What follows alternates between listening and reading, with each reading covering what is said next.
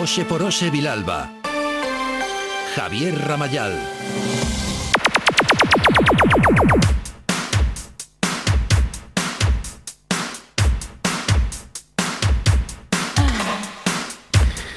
Comezando, estamos esta penúltima semana do ano 2022 en Radio Principal Vilalba. Cadena SER, botamos unha ollada ao sector agrogandeiro, facémolo acompañados da secretaria xeral do Sindicato Labrego Galego, Isabel Vilalba. Isabel, que tal? Moi bo día. Moi bo día. Entre os asuntos de última hora, non, que teñen que ver co ámbito do medio rural, a pasada semana mesmamente lembramos que falábamos cun gandeiro da Fonsagrada que convertiu a súa explotación a ecolóxico e agora se atopan con esa problemática de que, segundo as últimas informacións, non vai haber cartos suficientes para esas anunciadas axudas aos gandeiros de ecolóxico. Desde o Sindicato Labrego Galego tamén poñen en marcha movilizacións para exixir precisamente solucións de cara a estas granxas excluídas das axudas ao sector ecolóxico, non, Isabel?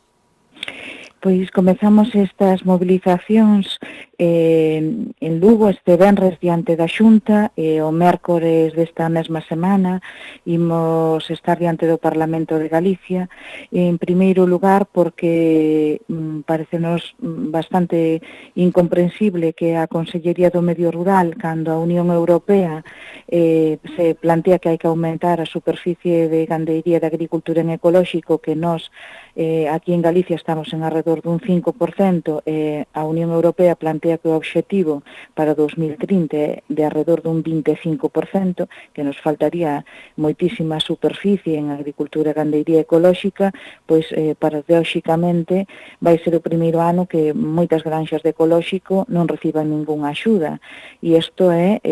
porque se destinan as partidas necesarias a outros capítulos e se deixa fora das axudas ás granxas que producen en ecolóxico, non? Esta mesma semana saía a Consellería como fachendeando de un enorme gasto en coches para incendios, máis de 7 millóns de euros, cando o que faltaría para ecolóxico cifras en menos de 2 millóns de euros, e nos dicimos que a mellor maneira de combatir os incendios é que o terreo este ordenado, que haxa unha paisaxe con pastos, unha paisaxe mosaico, que non seña unha masa continua de abandono, que aí é así onde avanza o lume, non? Entón, a mellor maneira de previr os incendios é que haxa actividade agraria gandeira, que coiden o territorio e que eses lumes non poidan avanzar. Pero, de maneira incomprensible, a Consellería non pon o orzamento suficiente e, insisto, temos un 5% cando, en teoría, para 2030 teríamos que ter un 25% de superficie en ecolóxico. Entón arrancan estas movilizacións, nos dis a seguinte, este próximo mércores na capital galega, non, Isabel? Este mércores 21 a 1 da tarde, coincidindo que se vai abordar este tema no Parlamento, pois imos facer unha concentración diante do Parlamento para insistir que non podemos ir na dirección contraria que van todos os países. E non pode ser que xente que está producindo en ecolóxico, que ten que comprar os insumos máis caros, que ten uns costes por certificar e cumplir toda a exixencia de ecolóxico, mesmo que as súas producións son menores por animal ou por superficie, eso sí, dunha gran calidade, e moitas veces temos que ter todas outras cousas, outros beneficios en conta, como poden ser unha longevidade maior dos animais ou o cuidado do medio ambiente, pero eses costes a maiores non é xusto que, que señan os únicos que non perciben axudas e que son granxas que estean radicadas noutros territorios sí que reciban un apoio por producir en ecolóxico. Ademais que desde a Unión Europea se marca ese reto, non, de que o 25% das explotacións sean en ecolóxico de cara ao ano 2030. Non parece que non hai esa unanimidade de criterios entón, ou simplemente a falta de presuposto que non chega para cubrir esas axudas? Bueno, eu creo que incluso é moi cuestionable que a Administración galega poida tomar decisións deste calado cando os obxectivos da próxima PAC son directamente o contrario, non? Despois insistimos que hai recursos, o tema é onde se queren meter eses recursos, non? Nosotros non nos parece acertado que estean, por exemplo, planteando bueno, pois incrementar o número de cebadeiros que moitas veces despois tenen un gran problema de contaminación ao seu arredor, despois hai que meter un montón de diñeiro público en plantas de tratamento de puríns, cando se apostaran por un modelo de produción que os animais estean acordes coa terra disponible por esas granxas e eses estercos se utilicen como se fixeron de maneira tradicional, eses, bueno, todos os residuos que produzan os animais, que non son realmente residuos, senón que señan un fertilizante para esas terras e para bueno, pues eses pastos, pois xa non habería problema e non habería que meter diñeiro público nesas grandes de plantas de tratamento. De feito, esas grandes plantas de tratamento non son unha solución para o sector. Normalmente están planteadas para que señan un negocio para as empresas eléctricas como as que pretenden poñer esas megaplantas en Meirama. Entón, os recursos hai que poñelos en modelos sostibles de produción que creen riqueza e non creen problemas a ningún nivel e que creen empleo no medio rural e os recursos hainos, a cuestión é para onde se pretenden dedicar. Pois recursos hai, solucións que se demandan á Consellería do Medio Rural, igual que tamén se piden melloras para eses agricultores que ata de agora recibían axudas por zonas desfavorecidas. Parece que para o ano que ven tamén vai haber cambios neste tipo de subvencións, non, Isabel? Pois hai dúas tipoloxías de zonas, as zonas desfavorecidas de montaña e as outras zonas desfavorecidas que non sendo de montaña se considera que tenen, pois, por la dispersión xeográfica, por outras condicións de clima ou sociais que teñen, bueno, pois, tamén dificultades para producir, non? Ata agora esas axudas, poidamos poñer todos os concellos da Terra Chá maioritariamente, recibían unhas axudas que lles eran moi importantes e novamente vemos como a decisión da Consellería é deixar as granxas sin axuda, non? É incomprensible nun momento como o actual que está subindo todo, que está subindo o combustible, que estivo subindo a electricidade, que estivo subindo os fertilizantes, que incluso a próxima PAC vai supoñer máis papeleo, máis burocracia, máis costes para a súa xestión e incomprensiblemente, pois, bueno, pois a Consellería do Medio Rural, e insistimos, esta é unha decisión tanto de ecolóxico como o de zonas desfavorecidas que se toman na propia Consellería do Medio Rural, porque son axudas do PDR de Galicia. Entonces, non entendemos que outra das medidas, en vez de apoiar, suprímense as poucas axudas que reciben os agricultores e as agricultoras das nosas zonas. Pois axudas tamén a esas zonas desfavorecidas, cuestión que preocupa o Sindicato Labrego Galego, igual que esa nova política agraria común que vai ser máis complexa na xestión, non, de cara xa ao próximo período. Bueno, nós consideramos que, en primeiro lugar, tal e como se negociou, que o pago é por superficie, en gran medida, pois o que fai é penalizar as granxas galegas, porque normalmente temos unha superficie, bueno, pois de media moi baixa, non? Non se consideran os activos, porque outra cuestión sería pois, que se defendese un pago en función do emprego xerado e de outro tipo de parámetros, non? Curiosamente aquí en Galicia temos máis cotizantes á Seguridade Social Agraria que perceptores de axudas PAC. Isto é o contrario do que pasa no resto do Estado, que perciben a PAC moita xente que nin é cotizante á Seguridade Social Agraria, non? Isto para empezar. O pago por superficie vai ser un pago moi baixo, porque bueno, entendemos que se negociou mal para Galicia, igual que comunidades como o País Vasco e outras comunidades como Baleares e outros espacios conseguiron os pagos importantes por superficie, pois, polo que fose, Galicia non negociou un pago, bueno, pois equiparable, non, para ter as superficies pequenas que temos. E despois están falando dunha complexidade enorme. Están falando de cadernos digitais que a xente teña que cubrir digitalmente, temos que ter en conta que as granxas teñen en xeral unha idade elevada, que están sobrecargadas de traballo, que van significar máis complexidade, máis costes, pois ao final máis dificultades para os agricultores e as agricultoras. Pois política agraria común, novidades na PAC que se aveciña, e para eso tamén temos desde o Sindicato Labrego Galego xornadas informativas por toda Galicia, non? Xa o comentábamos fai unhas cantas datas con Ana Rodríguez, técnica do propio Sindicato Labrego. Continúan esas xuntanzas, non, Isabel? A ver, fixemos unha quenda inicial, pero imos continuar porque, insisto, é unha complexidade tan importante explicarlle pois ás persoas que pois un pouco os dereitos de pago básico que tiñan, o pago verde que tiñan hasta a actualidade, o pago por vaca que tiñan a actualidade, todo ese sistema cambia e hai unha cantidade moi importante deses recursos que percibían que pasan a pagarse con toda outra serie de exixencias como o de os ecoreximes que van a aprobar ou toda unhas liñas de exixencias que implican pois desde franxas ao lado dos ríos,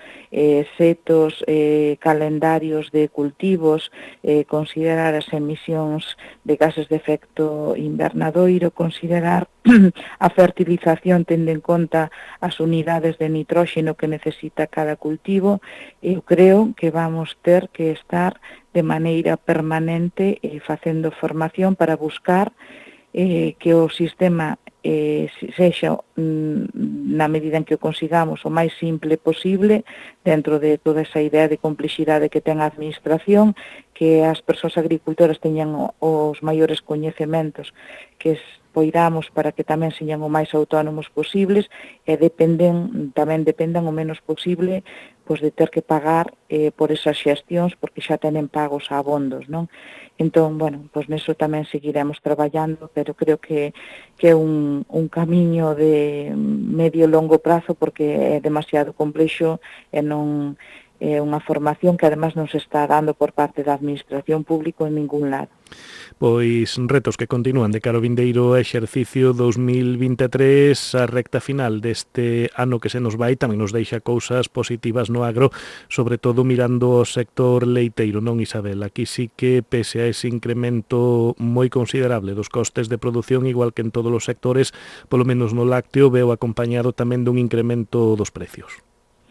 A ver, houve unha recuperación de prezo. Temos que dicir que non é homoxénea, entón aínda seguimos tendo granxas con precios moi baixos. Hai unha caída da produción, que esta é unha cuestión histórica porque sempre se fora incrementando a produción e o que vemos tamén é que hai unha caída da produción de leite e iso en gran medida porque moitas granxas foron pechando neste camiño e para que haxa relevo e para que haxa novas persoas que decidan incorporarse e apostar por seguir mantendo unha actividade agraria gandeira no medio rural, pois deberían poder ver o futuro pois dunha maneira con máis claridade, pensando, pois que tenen de alguma maneira pois garantías para poder vivir dignamente do seu traballo, non? Hasta ahora, sempre foron moitas as dificultades, moitas as horas de traballo, moitos os investimentos e pouca rendibilidade. Entón, estamos vendo que pode que no futuro teñamos menos produción, menos alimentos que se necesitan para a sociedade, así que dunha vez por toda tamén deberíamos conseguir entre todos que os precios que perciben as granxas, tanto de leite como de carne, pois sexan precios que paguen dunha maneira digna o traballo, cubran os costes de produción e lle permitan a xente, vivir e ter futuro tamén os que deciden incorporarse, non? En canto ao sector cárnico, non se está a dar esa subida polo menos tan considerable, non? Aí está a cousa máis ou menos igual, non se dan esa recuperación dos precios. Houve unha recuperación, nalgúns casos, pero é mínima e moi lonxe do que se incrementaron os costes de produción. En todo caso, no leite, na carne, na horta, no viño e en todo, seguimos sin ter un sistema de configuración de precios que, bueno, pois, de alguma maneira sempre se garantice que se cubren os costes de produción e que se paga dunha maneira digna o traballo de produción nestes sectores, non? A cadea de valor, todo o que foi ese traballo coa lei da cadea, quedou coxa e sigue sin garantizarse un sistema de configuración de precios para os distintos sectores. A maiores na carne, bueno, pois vemos eso, que se incrementaron os costes, que ameaza dunha maneira moi importante toda esa xestión burocrática que lles poñen de maneira obrigatoria ás granxas para o futuro,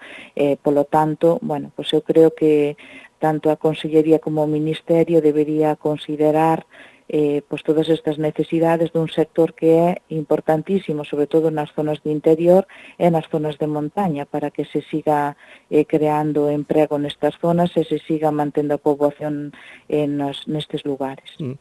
Pois así, con este balance chegamos ao remate do 2022 tamén con esa incertidume do que vai acontecer co desconto deses 20 céntimos nos carburantes, algo que tamén preocupa moito no medio rural, non? Pese a que afortunadamente parece que vai tendendo a baixa o precio dos carburantes, si se elimina ese desconto veremos a ver, non? Si queda para algúns determinados sectores ou como é, pero hai aí certa incertidume e tamén preocupación, non? No medio rural ante esta situación.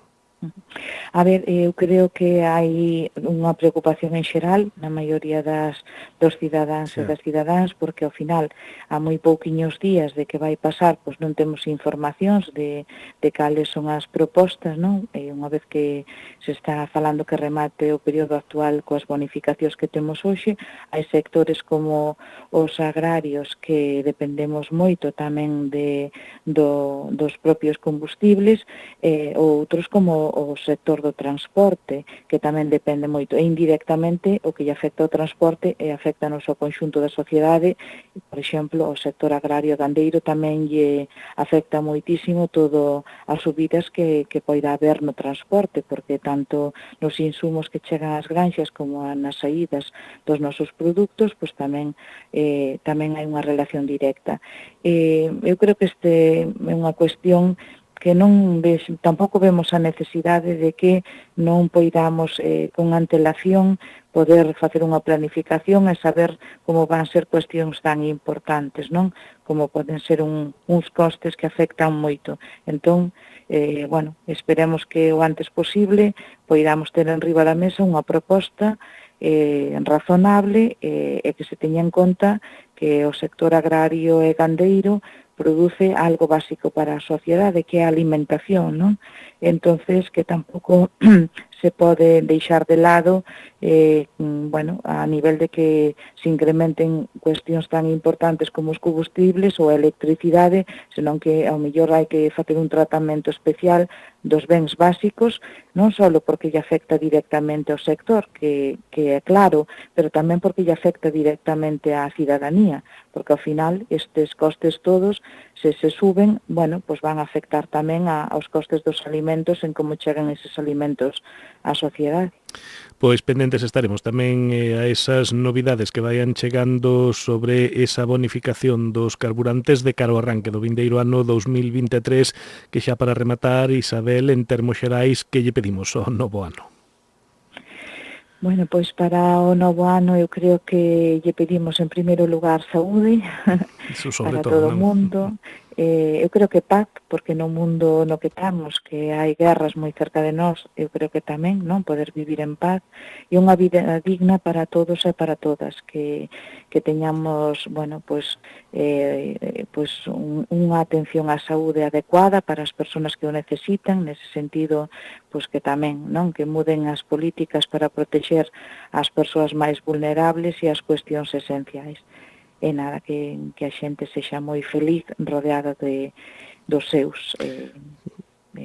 nada máis ou nada menos. Pois xa non é pouco, esperemos que se cumplan todos eses vos desexos de cara ao vindeiro ano 2023 e nos lle desexamos a Isabel Vilalba, secretaria xeral do Sindicato Labrego Galego, que desfrute destas festas de Nadal que temos por diante. Se non falamos antes, moi feliz noite boa entrada no próximo ano, se cadra ainda volvemos a falar no que resta deste 2022, se non é así, a desfrutalo moito tamén na compañía de familiares e amigos. Isabel, graciñas grazas e moi boas festas. Graciñas e bo Nadal para todas e para todos. Radio Principal Vilalba, Cadena Ser. Cadena Ser, la fuerza de la voz.